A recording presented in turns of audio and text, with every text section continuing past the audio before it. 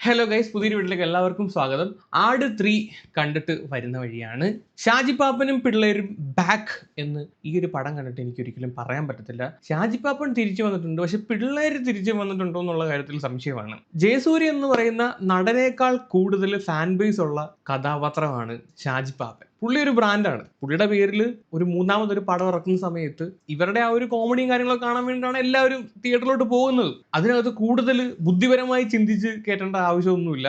അവർ പറയുന്ന കോമഡി കേൾക്കുക, ചിരിക്കുക, തിരിച്ചു വരിക, ഇത്രയും മാത്രം അതിനകത്ത് ചിന്തിച്ചാൽ മതി. ഈ ഒരു സാധനം തന്നെയാണ് ഇവർ സെല്ല് ചെയ്യാൻ വേണ്ടി നോക്കുന്നത്. ഇനി ഞാൻ പറയാൻ പോകുന്നത് എൻ്റെ മാത്രം ഒപ്പീനിയനാണ്. ഓക്കെ, ആസ് എ പ്രേക്ഷകൻ എന്നുള്ള രീതിയിൽ സിനിമ കണ്ടപ്പോൾ എനിക്ക് കിട്ടിയ കാര്യങ്ങളാണ് ഞാൻ പറയാൻ പോകുന്നത്. First part, second part, third part, മൊത്തം 3 ആട് ഇറങ്ങിയിട്ടുണ്ട്. അതിനകത്ത് ഫസ്റ്റ് ആടാണ് ഏറ്റവും ബെസ്റ്റ് എന്ന് ഞാൻ ഇപ്പോഴും കണക്കാക്കുന്നത്. സെക്കൻഡ് ആട് അതിന് തൊട്ട് താഴെ വരത്തുള്ളൂ. മൂന്നാമത് ഇറങ്ങിയ ആട് ഈ സെക്കൻഡിനും താഴെ വരത്തുള്ളൂ എന്നുള്ളതാണ് എനിക്ക് പറയാനുള്ളത്. ഈ പടം എനിക്ക് അത്ര അങ്ങോട്ട് വർക്കായിട്ടില്ല. ഇതിനകത്തുള്ള മെജോറിറ്റി കോമഡി, ഒരു 80% കോമഡികളും എനിക്ക് വർക്കായില്ല ഗൈസ്. പല കോമഡികളും വളരെ അരോചകമായിട്ടാണ് ഫീൽ ചെയ്തത്. പ്രത്യേകിച്ച് എടുത്തു പറയേണ്ടത് ക്യാപ്റ്റൻ ക്ലീറ്റസ്, ധർമ്മജൻ ബോൾഗാട്ടി. എൻ്റെ പൊന്നോ, വെറുപ്പീരാണ്.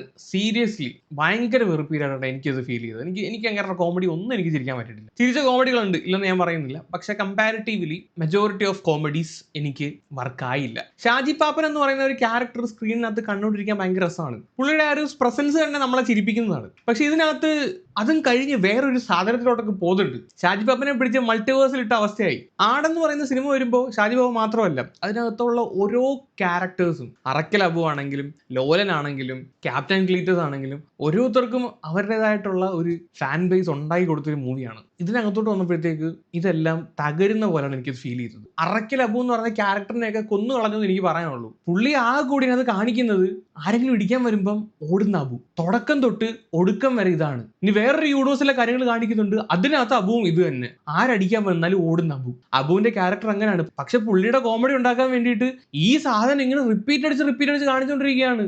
ആരെങ്കിലും വരുമ്പോൾ ഓടുന്നു, പാടാ എങ്കിൽ നമുക്ക് ഓടാം. ഇത് ഒരു വട്ടമാണെങ്കിൽ ഓക്കെ, പലതവണ എങ്ങനെയാണ് ഇത് കണ്ടുകൊണ്ടിരിക്കുന്നത്?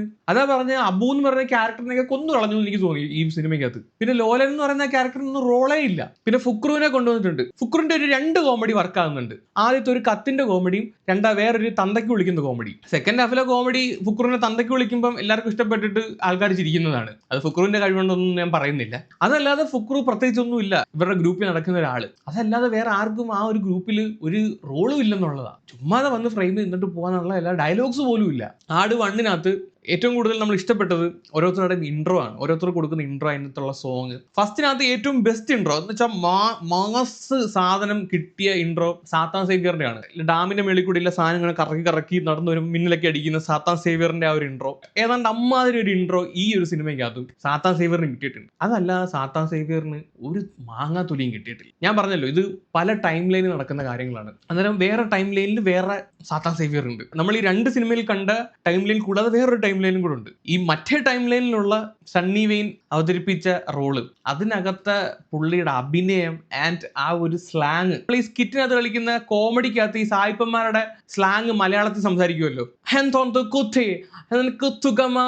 ഈ ഒരു സാധനം സ്കിറ്റിനകത്തൊക്കെ ഭയങ്കര എക്സാജറേറ്റ് ആയിട്ട് സംസാരിക്കത്തില്ലേ, ആ രീതിയിലുള്ള സ്ലാങ് എന്തൊരു വെറുപ്പീരായിരുന്നു അറിയാവോ. പിന്നെ ക്യാരക്ടറിനെ കൊന്നില്ല എന്ന് തോന്നിയത് സർബത്ത് സമീർ. പുള്ളി മുമ്പ് എന്താണോ കണ്ടത് അതും ഈ ഒരു സിനിമയ്ക്കകത്ത് കിട്ടിയിട്ടുണ്ട്. പിന്നെ നമ്മുടെ ഡ്യൂഡിനും ഇതിനകത്ത് പ്രത്യേകം ചെയ്യാനില്ല. ഡ്യൂഡിന്റെ ആ കൂടി എനിക്ക് ഇഷ്ടപ്പെട്ടത് ഒരു ഇൻട്രോ ഉണ്ട്, പുള്ളിയുടെ സെക്കൻഡ് ഇൻട്രോ. അത് കൈയടിക്കുന്ന ഒരു സാധനമായിരുന്നു, അത് കൊള്ളാം. അതല്ലാതെ ഡ്യൂഡിനും ഇതിനകത്ത് ഒന്നുമില്ല, ഒരു ഇമ്പാക്റ്റ് ഇല്ല.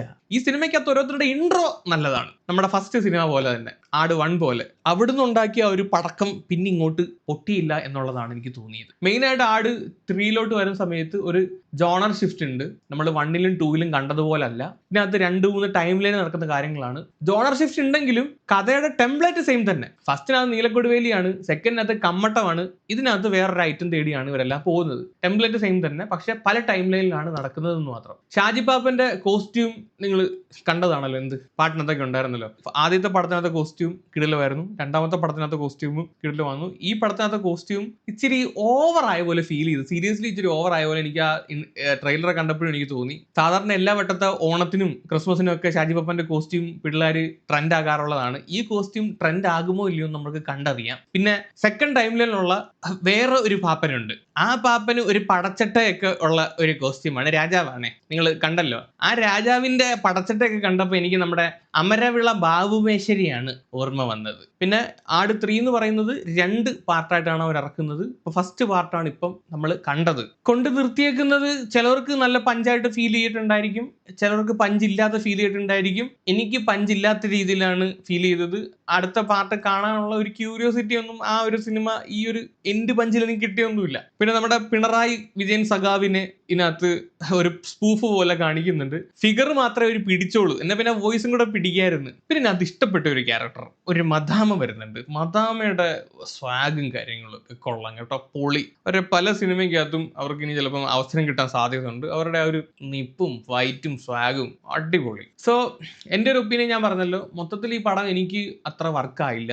ഇത് മെജോറിറ്റി ഓഫ് ആളുകൾക്ക് വർക്ക് ആകുമെന്നാണ് തോന്നുന്നത്. കാര്യം തിയേറ്ററിൽ ഒരുപാട് ആൾക്കാർ ഇത് ചിരിക്കുന്നത് കണ്ട്. പക്ഷെ എനിക്ക് ഇത് കണ്ടിട്ടും ചിരിയൊന്നും വന്നില്ല. എനിക്ക് പല വളുപ്പായിട്ടാണ് പല കോമഡികളും ഫീൽ ചെയ്തു. ഷാജി പാപ്പന്റെയും പിള്ളേരുടെ ഒരു എസൻസ് എനിക്ക് ഈ സിനിമയ്ക്കകത്ത് കിട്ടിയില്ല എന്നുള്ളതാണ്.